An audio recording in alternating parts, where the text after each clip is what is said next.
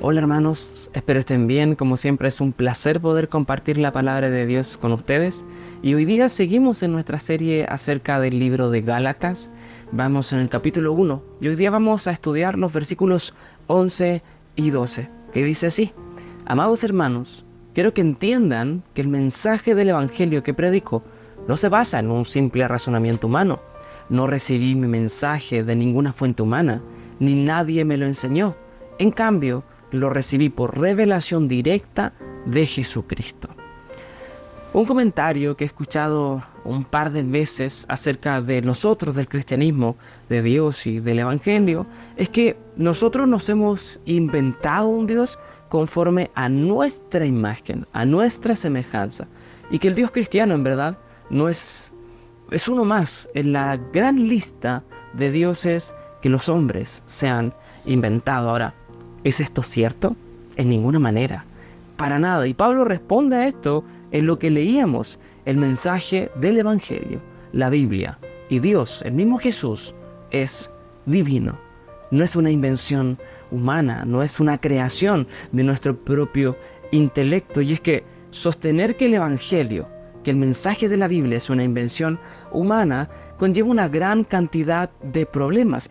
Y en verdad, por otra parte, conlleva una gran cantidad de fe, porque creer que el hombre es capaz de crear un mensaje como el que encontramos en las Escrituras, que el hombre es capaz de crear un libro como la Biblia, es realmente poner al hombre en una posición muy elevada, porque como ya hemos conversado en otras oportunidades, el mensaje de la Biblia, la propia Biblia, no tiene comparación.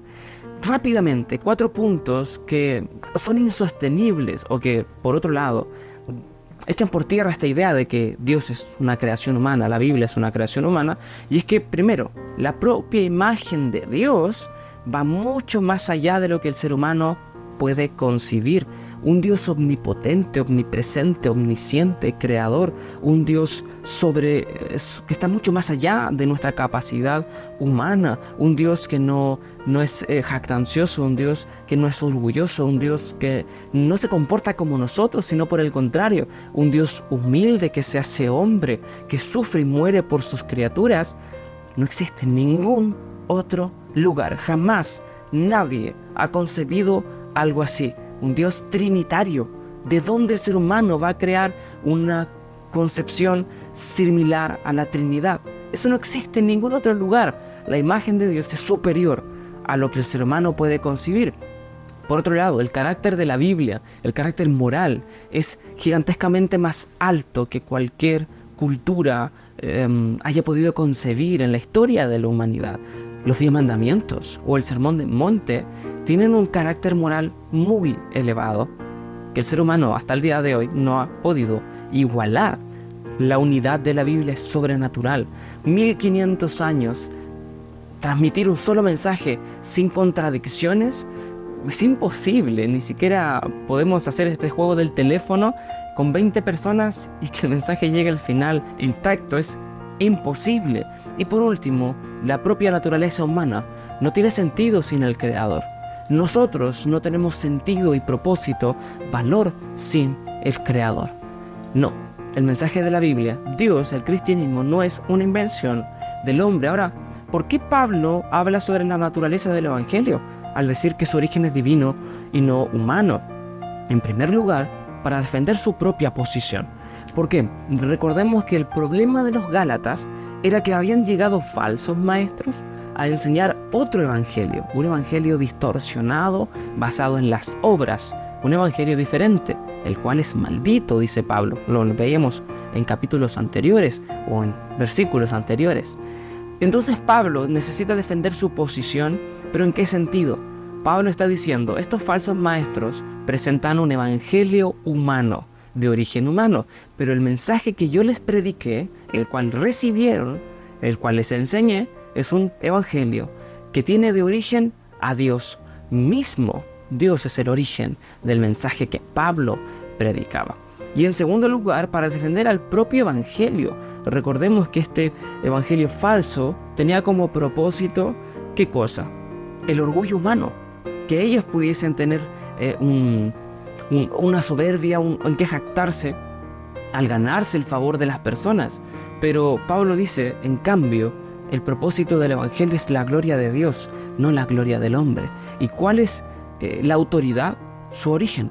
Es Dios el origen del Evangelio. El punto final de Pablo al hablar sobre todo esto es, si el Evangelio que Pablo les ha predicado, que Pablo les enseñó, y el Evangelio que ellos sí escucharon y recibieron de buena manera, es divino, vino por medio del propio Jesús, ¿por qué se apartaron tan rápido de él? ¿Cómo no vamos a obedecerlo?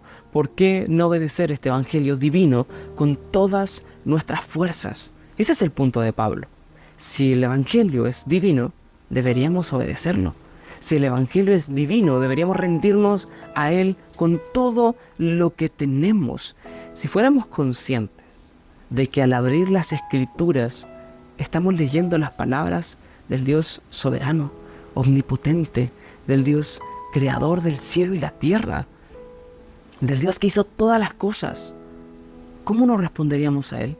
Si fuéramos conscientes de quién es el autor de estas palabras, de quién es el que nos habla al abrir estas palabras, este libro, nuestra actitud sería completamente distinta. Debemos entender algo. Cuando tú abres la Biblia y lees, Jehová es mi pastor, nada me faltará, debes entender que es Dios el que te está hablando, diciéndote, yo soy tu pastor, nada va a faltarte, ¿por qué temer? Confía, aunque andes en valle de sombra y de muerte, yo estaré contigo. Dios es el que te está diciendo, yo soy tu pastor, confía, ten calma. Deberíamos abrazar esa promesa con fuerza y no temer.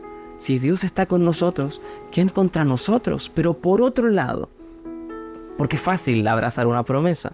Si viene de Dios es fácil abrazarla con fuerza, pero cuando Dios también nos dice, arrepiéntete de tu pecado, obedece, también es Dios el que nos está hablando. Y también lo deberíamos abrazar con más fuerza. Si al predicarnos se nos dice, o al leer la Biblia, se nos dice, confía, a los que aman a Dios todo les ayuda bien, amén, con fuerza. Pero si por otro lado leemos que debemos arrepentirnos de nuestro pecado, no mientas, no adulteres, no forniques, no robes, obedece, ora, nosotros deberíamos también decir amén, porque es la palabra de Dios. Si supiéramos que este mensaje es divino, si supiéramos que el Evangelio es la palabra de Dios, no dejaríamos de leerla. No dejaríamos de apartar momentos para poder profundizar en su mensaje, escudriñarlo, leerlo, entenderlo. Y si no entendemos algo, haríamos todo lo posible para poder aclarar ese punto. Oraríamos a Dios como el salmista, abre mis ojos, abre mi entendimiento para que pueda comprender las maravillas de tu ley. Oraríamos como el salmista, cuán deliciosa es tu palabra para mí. La deseo, la amo, es mi deleite, anhelo entenderla. Si realmente comprendiéramos que la Biblia es divina, obedeceríamos su mensaje. ¿Entiendes? ¿Comprendes que la Biblia es divina? ¿Comprende que la Biblia es la palabra de Dios y no el capricho de un pastor? No la vaga idea de un montón de personas que se les ocurrió escribir algo. No, es la palabra de Dios que habla a tu vida y a mi vida. ¿Cómo vamos a responder a ella? ¿Cómo responderás tú a la palabra de Dios? Obedeciéndola. No tenemos nada más que hacer que rindiéndonos a la potente voz de Dios, la voz que creó los cielos y la tierra, la voz que dijo que se haga la luz y fue hecha, la voz que llamó a Lázaro, ven fuera, y Lázaro salió. Esa voz es la que nos habla cada vez que abremos las Escrituras. Y si el cielo y la tierra obedecieron a su voz, si la muerte obedeció a su voz, tú y yo no podemos hacer algo contrario. Rindámonos a su palabra, busquémosla, amémosla, deseémosla con pasión y pidámosle a Dios que nos dé realmente esa pasión, ese deseo y el entendimiento para obedecerla. Que el Señor te bendiga grandemente.